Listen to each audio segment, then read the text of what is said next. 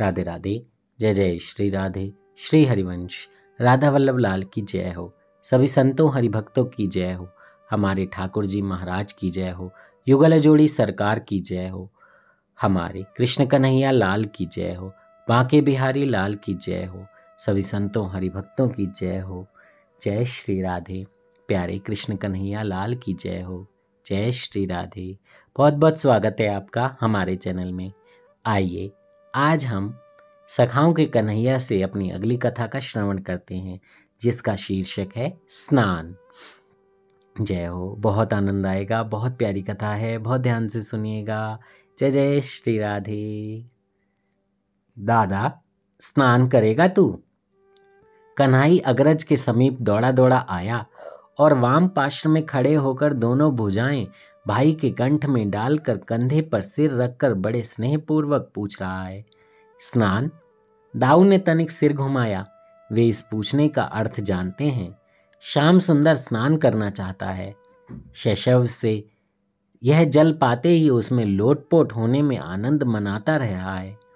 स्नान योग्य जल हो तो स्नान करने को इसका मन मचल पड़ता है, लेकिन मैया ने बार बार मना किया है कि कहीं यमुना अथवा सरोवर में स्नान करने को। सखाओं को मैया ने सचेत किया है कि कन्हाई को पानी में ना उतरने दें, अतः सखा कोई साथ नहीं देंगे। अब दाऊ दादा स्नान करना चाहे तो शाम भी स्नान करे, फिर कोई रोकेगा नहीं। सब सखा साथ देंगे। तब कितना स्वच्छ जल है। कृष्णचंद्र ने यमुना की ओर संकेत किया। तुझे स्वेद भी तो आ गया है। ग्रीष्म काल है। क्या हुआ, अभी दिन का प्रथम पहर ही बीत रहा है, किंतु ग्रीष्म तो ताप सूर्योदय के थोड़े काल पश्चात ही प्रारंभ हो जाता है। बालक वन में बछड़े चराने आए हैं, खेलते उछलते रहते हैं। स्वेद आजकल आ जाना सहज बात है। दाऊ और शाम के श्रीमुखों पर नन्हे स्वेद सीकर झलमलाने लगे हैं। स्वच्छ पुलिन है, कालिंदी का निर्मल जल है और यहाँ तट से दूर तक गहराई है ही नहीं। ऐसा जल मिले तो ग्रीष्म में स्नान करने का किसका जी नहीं करेगा। और फिर जिसमें कच्छप मत्स्य वराह के भी पूर्व संस्कार हों, उसका मन जल देखकर मचल उठे तो क्या आश्चर्य। तू स्नान करेगा?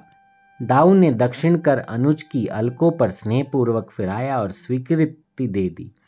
चल, हम सब अब स्नान करेंगे, किंतु तट से दूर, जल में मत जाना। कन्हाई ने झटपट पटुका उतारा और कछनी खोलकर वहीं छोड़ दी। कंठ से वनमाला निकालकर यमुना प्रवाह में डाल दी और जल के प्रवाह में बहती जाती अपनी मालाओं को कुछ क्षण मुग्ध नेत्रों से देखते रहे। बालकों ने बछड़ों को जल पहले ही पिला दिया था। बछड़े बछड़ियां पुलिन के समीप हरी घास चरने और दौड़ने कूदने में लगे हुए थे। दाऊ ने भी पटुका और कछनी उतार कर माला जल में बहा दी और सब बालक समीप आ गए। सबने वस्त्र उतार दिए, सबने मालाएं बहाई जल में और खड़े देखते रहे। पुलिन पर दिगंबर बालकों का समूह खड़ा है। 3 से 6 वर्ष की आयु के बालक हैं सब। जय हो, जय हो। आंख बंद कीजिए और इन दृश्यों को निहारिए। पुलिन पर दिगंबर बालकों का समूह खड़ा है और 3 से 6 वर्ष की आयु के बालक हैं सब। जय हो, जय हो। कन्हैया भी दिगंबर हैं। जय हो। कितनी कृपा है उन लीलाओं की। जय हो। उज्जवल पुलिन पर पीछे रंग बिरंगे पटुके कछनियां पड़ी हैं अस्त व्यस्त। वहीं बालकों ने अपने श्रृंग वेत्र वंशी आदि डाल दी है। वह गई मेरी माला। सब बहती मालाओं को देखने में लगे हैं। माला एक दूसरे से स्पर्श करती हैं, मिलती हैं, फिर प्रवाह में पृथक हो जाती हैं। बालकों को इसमें आनंद आ रहा है। चरणों में नूपुर, कटी में मेखला, वक्ष पर मुक्तामाल, करों में कंकड़, भुजाओं में केयूर, कानों में कुंडल, नेत्रों में अंजन, भाल पर तिलक और अलकों में सुमन अथवा मालाएं, सबका लगभग समान श्रृंगार है। सिर के केशों में लगे पिच्छ सबने वस्त्रों के समीप डाले हैं। बहती मालाएं दूर निकल गईं। तब दाऊ अनुज का कर पकड़ जल में उतरे। सब बालक प्राय साथ में ही जल में प्रविष्ट हुए। किसी को भी अधिक भीतर तो जाना नहीं है। तट के समीप अपने घुटनों तक जल में ही प्राय सब बैठे। और फिर पेट के बल लेट गए। बालक स्नान करेंगे तो चपलता करेंगे ही, पैर पटकते हैं, करों से एक दूसरे पर छींटे उछालते हैं। कोई खड़ा हो जाता है तो कोई बैठ जाता है तो कोई कूद जाता है। दादा, मैं तुझे स्नान कराऊं? कन्हई को अनुमति की आवश्यकता नहीं है, वह बड़े भाई की पीठ भुजाएं मलने लगा है। तू भीतर मत जा। श्याम सुंदर तोक को, अंशु को संभालता है। छोटे सखाओं की अलकें पीठ या भुजा धोने में लग जाता है। उसके और दाऊ के अंगों को धोने का प्रयास तो सभी करते हैं। तेरा तो मुख ही नहीं धुला है। किसी के मुख पर छींटे मारने का यह अच्छा बहाना है।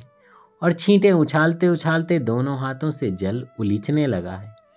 जल पर कर पटकने लगना भी स्वाभाविक ही है। अब सब निकलो। दाऊ ने ही आदेश किया और स्वयं जल से बाहर आ गए। शाम को पकड़कर वे बाहर ले आए हैं। सबकी अलकों से बूंदे टपक रहे हैं। जल पड़ने से सबके लोचनों में कुछ अरुणिमा आ गई है। सबके भीगे धुले अंग। छोटे बालकों को कछनी बांधना आता ही नहीं है।